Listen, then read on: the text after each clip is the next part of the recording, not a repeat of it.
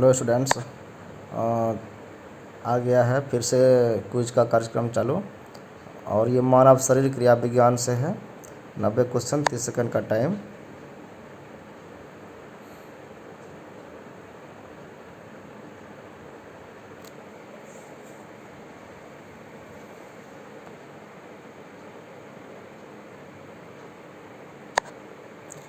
गुर्दे का कार्यात्मक यूनिट क्या है? तो नेफ्रॉन है इसका, जान लीजिए।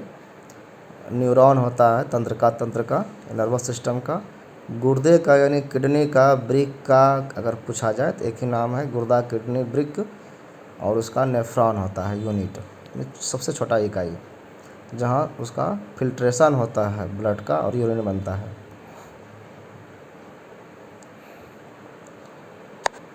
मानव शरीर में सबसे छोटी अंतःस्रावी ग्रंथि कौन सी है? अधिवृक्क ग्रंथि, अवटु ग्रंथि, पीयूष ग्रंथि, अग्नाशय ग्रंथि।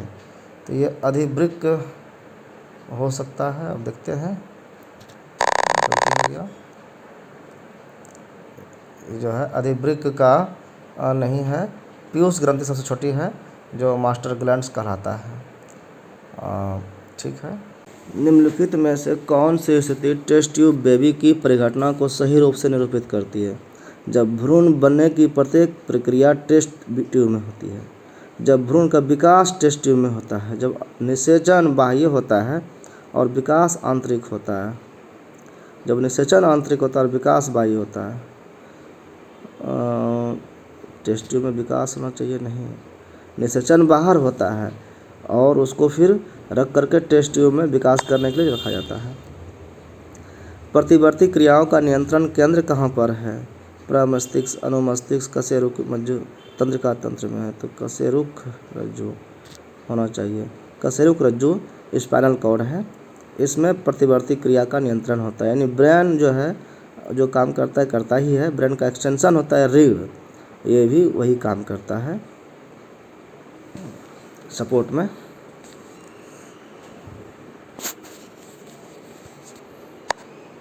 मनुष्य में श्वासोच्छ्वास में बाहर निकली वायु में O2 की मात्रा होती है 14%, 16%, 20%, 25%। तो 14 या 16 होता होगा, घट जाएगा, 16% रहता है। यानी 21% से 16% ऑक्सीजन हो जाता है। 5% का उपयोग हो जाता है हमारे शरीर में। हवा सब रहता है, परसेंटेज घट बढ़ जाता है बस।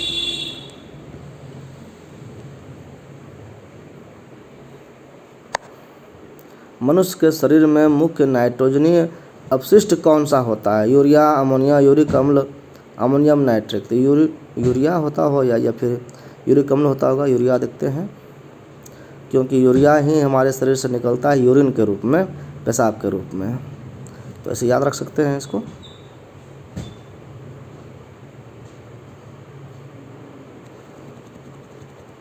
जब ये रुक जाता है तो यूरिक अम्ल यूरिक एसिड के रूप में जोड़ में दर्द पैदा करता है।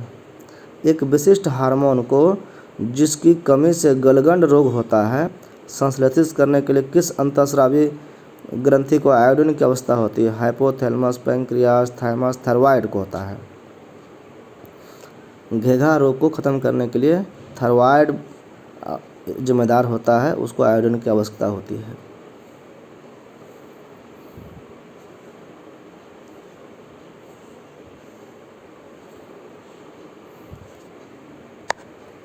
मानव वृक्क अश्मरी में पाए जाने वाला प्रमुख रासायनिक यौगिक है।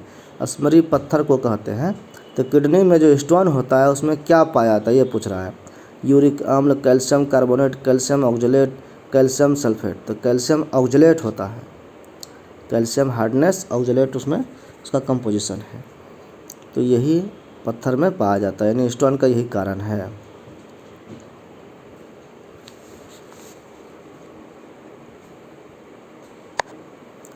कृत्रिम गुर्दा निम्नलिखित में से किस सिद्धांत पर कार्य करता है? परासरण, विसरण, डायलिसिस, सक्रिय परिवहन। परासरण शायद होता है या विसरण होता है। अच्छा, डायलिसिस की प्रक्रिया से काम करता है। और वही प्रक्रिया अगर बॉडी में नहीं हो पाता है तो बाहर से इसी प्रक्रिया को बाहर नली निकाल के किया जाता है, जिसको डायलिसिस ही कहते हैं। चलिए, इसी से याद रखना पड़ेगा।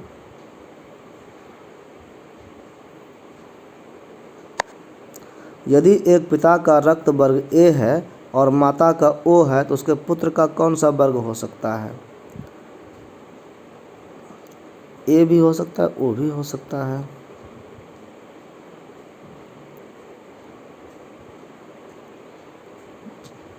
यहाँ पर चूंकि ए ऑप्शन ही नहीं है इसीलिए ओ यहाँ पर आंसर हमने दिया। ए भी हो सकता है, ओ भी हो सकता था, तो यहाँ पर ए ऑप्शन नहीं है, बी था, तो बी तो कहीं चांस ही नहीं है। भ्रूण के विकास के लिए निम्नलिखित में से किस अंग के द्वारा खाद्य पूर्ति की जाती है? गर्भाशय, बीजांडासन, अंडाशय, अपरापोषिका। भ्रूण के विकास के लिए अंडाशय कहाँ पर होता है?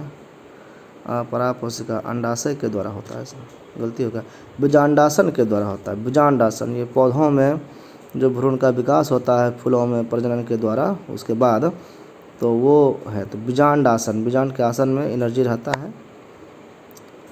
निम्नलिखित में से किसकी पेशियों में स्व स्पंदन का गुण पाया जाता है? अपने आप हिलते रहता है वो हृदय का।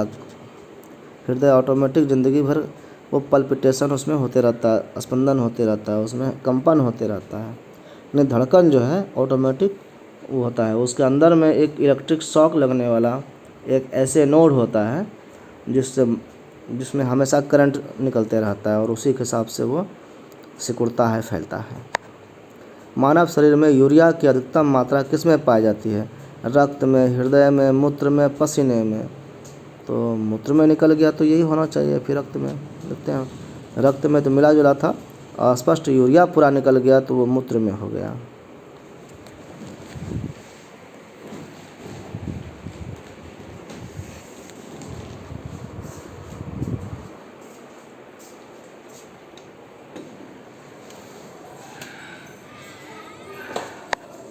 इंसुलिन है एक प्रकार का, इंसुलिन एक हार्मोन है जो हमारे पेंक्रियाज ग्लैंड से निकलता है और इसको नहीं निकलने से वो डायबिटीज़ हो जाता है।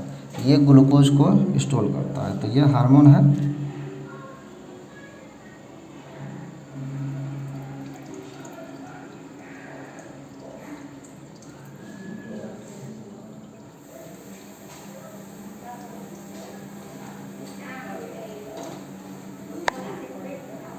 थायराइड ग्रंथि का स्थान कहाँ है? तो गला में है।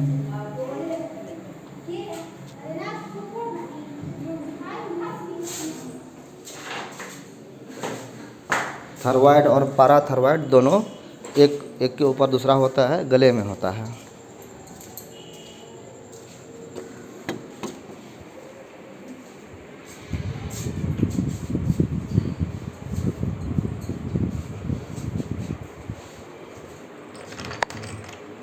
गर्भाशय में मानव भ्रूण किस द्रव में तैरता है? Chorionic, amniotic, placental.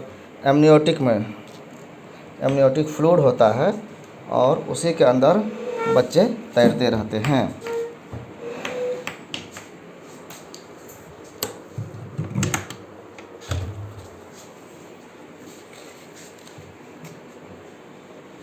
बच्चे को शॉक नहीं लगे, किसी तरह से पेट पर चोट लग जाए तो बच्चे सुरक्षित रह सकते हैं। मानव शरीर में रक्तचाप नियंत्रित होता है अधिवृक्क से, थायराइड से, थाइमस से, पित्त से। थाइमस से होता होगा या अधिवृक्क से? गलती हो गया, अधिवृक्क से ही सही था, हमने थाइमस लगा दिया, गलती हो गया।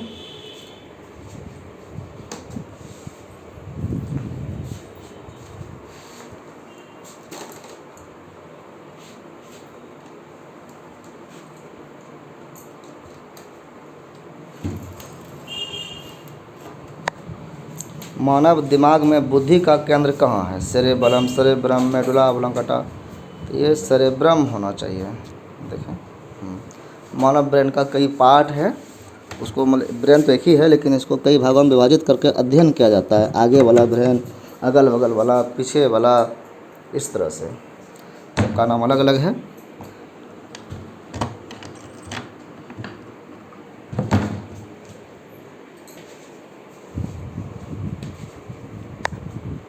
मानव शरीर के किस ग्रंथि को मास्टर ग्रंथि कहा जा सकता है? तो पीयूष ग्रंथि को। पीयूष यानी हिंदी में पीयूष और इंग्लिश में पिट्यूटरी ग्लैंड बोलते हैं।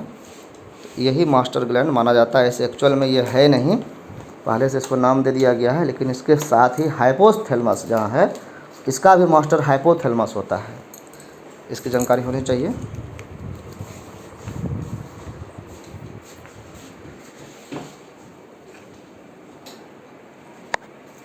एमनियोसेंटोसिस एक तरीका है जो बताता है भ्रूण के लिंग को, एमिनो एसिड को, प्रोटीन में अमीनो एसिड के भ्रूण के लिंग को बताता है। जो सोनोग्राफी या अल्ट्रासाउंड करके लगाया जाता है कि बच्चा क्या है, लड़का है कि लड़की है। ये एमनियोसेंटोसिस एक तरीका है। उसके फ्लूइड से ही पता चलता है कि वो कौन सा मेल फीमेल कौन सा जेंडर है।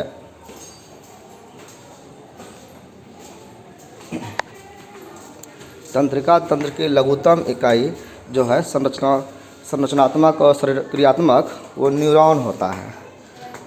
इसके पहले भी वीडियो में बताया था मैंने कि इसका न्यूरॉन होता है और किडनी का नेफ्रॉन होता है। मिलता जुलता नाम है लेकिन अलग अलग है दोनों।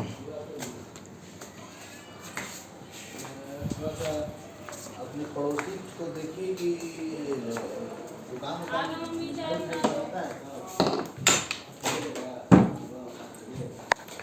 नेत्रदान में आँख का कौन सा भाग प्रयोग किया जाता है?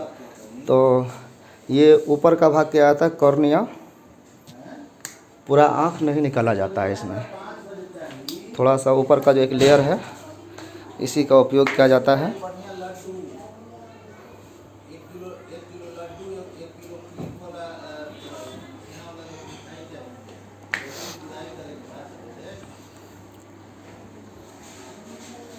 आँख दान करना चाहिए, नेत्रदान आजकल ये प्रचलन में है।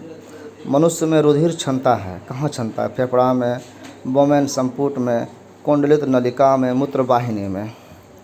तो फेफड़ा और मूत्रवाहिनी तो नहीं है, बोमेन संपुट या फिर कुंडलित नलिका में है। तो बोमेन देते हैं, ये किडनी का भाग है जहाँ पर वो छन करके उससे मूत्र यूरिन जो है निकाल लिया जाता है। जो टॉक्सिन्स है, ज़्यादा पानी हो गया उसको भी निकाल करके ब्लैडर में रखा जाता है। इंसुलिन की खोज किसने की? लाइनक, बैटिंग एंड वेस्ट, जेनर और वॉक्समैन। जेनर ने शायद किया है, गलती हो गया, बैंटिंग एंड वेस्ट ने किया था इंसुलिन की खोज।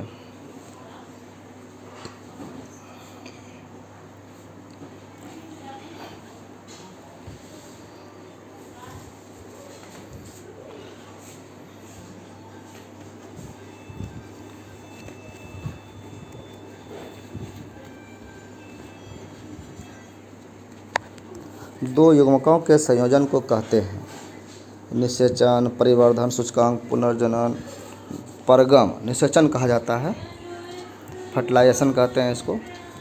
मेल फीमेल का जो सेमेन होता है, ओवा होता है, उसको मिलाने का जो प्रक्रिया है उसको फर्टिलाइजेशन कहते हैं।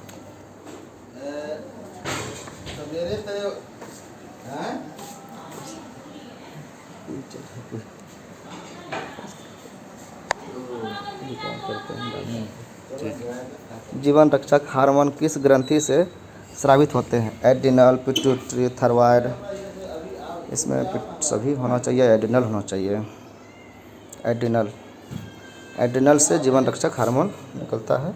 इमरजेंसी में ये किडनी के ऊपर में ग्लैंड होता है।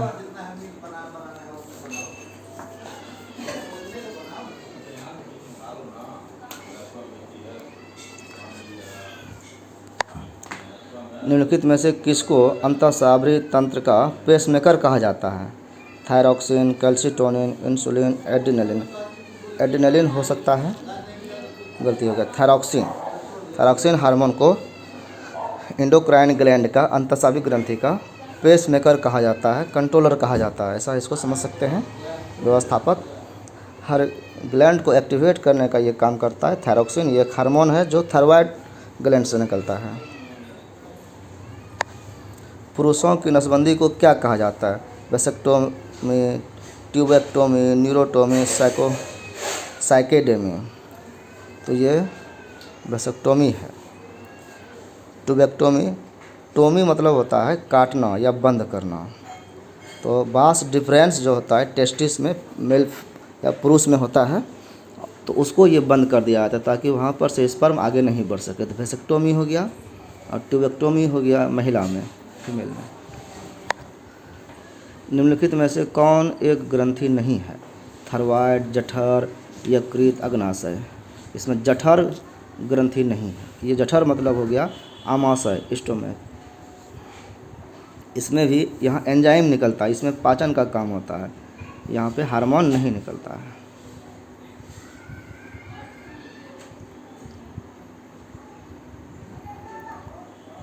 नेक्स्ट क्वेश्चन देखते हैं। मादा जनन हार्मोन कौन कौन सा है? एस्ट्रोजन, प्रोजेस्टेरॉन, रिलैक्सिन सारे हो सकते हैं या रिलैक्सिन हो सकते हैं। देखते हैं। सारे मारते हैं। सारे थोड़ा थोड़ा मात्रा में सब में रहता है, मेल फीमेल दोनों में, लेकिन रिलैक्सिन तो ज़रूरी है कि उसमें रहता है फीमेल में। डिलीवरी के समय इसका बहुत उपयोग होता है।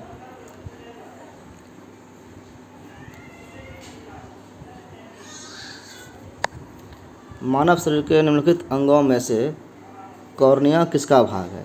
तो कॉर्निया आँख का भाग है। कॉर्निया हो, रेटिना हो, ये सारा चीज़ आँख का है।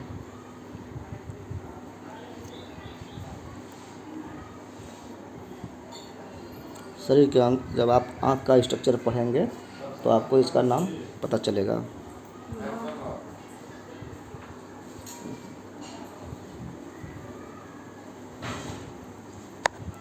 गर्भाशय में शिशु के विकास की जानकारी हेतु किसका प्रयोग किया जाता है? एक्स किरण, गामा किरण, अल्ट्रासाउंड, अल्ट्रावायलेट, अल्ट्रासाउंड किया जाता है। आवाज़ से पता चलता है कि वहाँ पर विकास कैसा हो रहा है। इसके लिए अलग से सिस्टम है और उसका फिगर बन जाता है, 3D इमेज बन जाता है कंप्यूटर पर, और फिर समझ में आता है कि वो स्वस्थ है कि नहीं, उसके स्ट्रक्चर से समझ में आता है।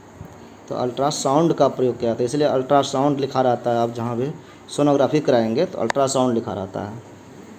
केब्स चक्र में किसका संश्लेषण होता है? लैक्टिक अम्ल, पायरुविक अम्ल, ग्लूकोज, एटीपी। पायरुविक अम्ल का होता है इसमें। ये प्रोटीन संश्लेषण है। पायरुविक अम्ल का संश्लेषण होता है, यहाँ पे मैन्युफैक्चर होता है।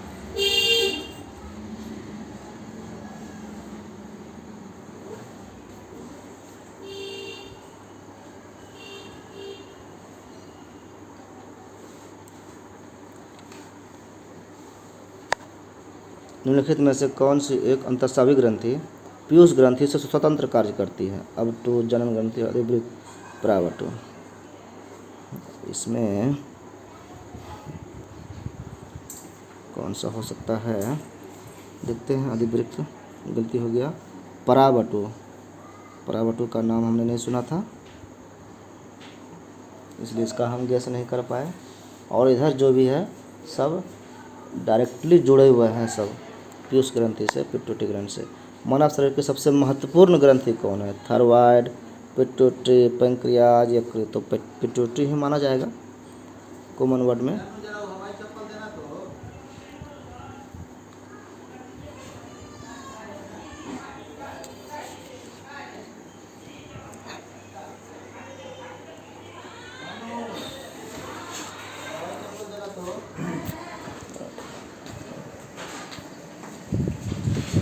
इंदिरा वहाँ है, रखा हुआ है।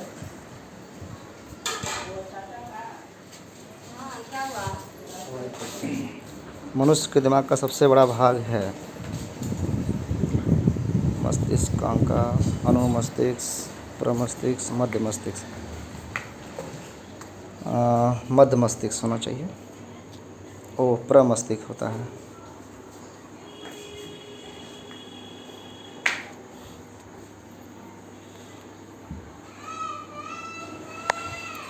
गाय और भैंस के थानों में दूध उतारने के लिए किस हार्मोन की सुई लगाई जाती है? ऑक्सीटोसिन का लगाया जाता है। बहुत फेमस है ये हार्मोन, इसकी सुई। इससे दूध की मात्रा बढ़ जाती है, क्वालिटी भले घट जाए, लेकिन लोगों को, बिजनेस वाले को क्वालिटी से क्या लेना देना है।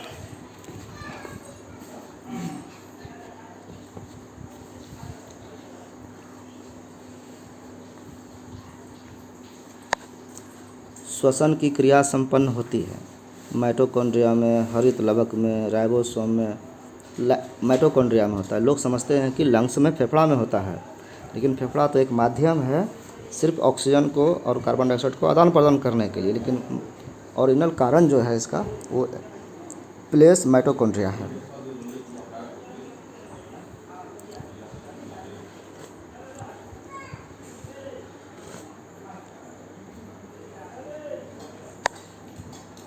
शरीर में सबसे बड़ी अंतःस्रावी ग्रंथि कौन सी है? अबटू, पराबटू, अधिवृक्क या अबटू ग्रंथि बड़ी होनी चाहिए। थायरॉइड ग्लैंड सबसे बड़ा है इसमें।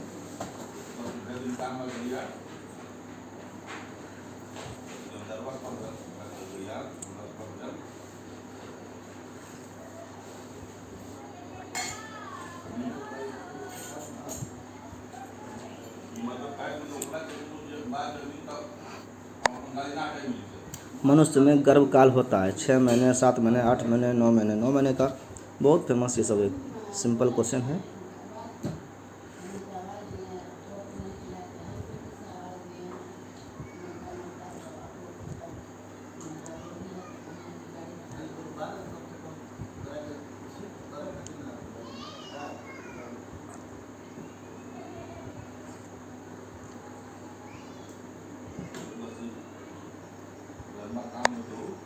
किस अम्ल के मांसपेशियों में जमा होने के कारण मनुष्य को थकान महसूस होती है? लैक्टिक एसिड, बहुत फेमस है ये। लैक्टिक अम्ल, लैक्टिक एसिड, ये मांसपेशी में जमा हो जाता है, दर्द होने लगता है, ऐंठने लगता है।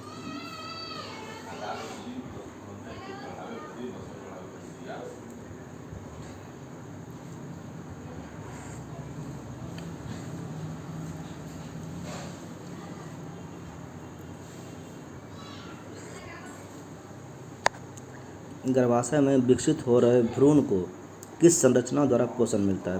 फैलोपियन ट्यूब, गर्भाशय, प्लासेंटा के द्वारा। इसमें माँ और बच्चे के बीच का ये योजक कड़ी है, यही जोड़ के रखता है। नाभि से बच्चे में जुड़ा रहता है और उधर यूट्रस में वो इम्प्लांट रहता है, और पूरा पोषण उसको 9 महीने तक उसी से मिलता है। माँ जो खाएगा उसका प्रभाव बच्चे पर पड़ता है। जन्म होने के बाद बच्चे का नाक मुंह काम करता है फिर।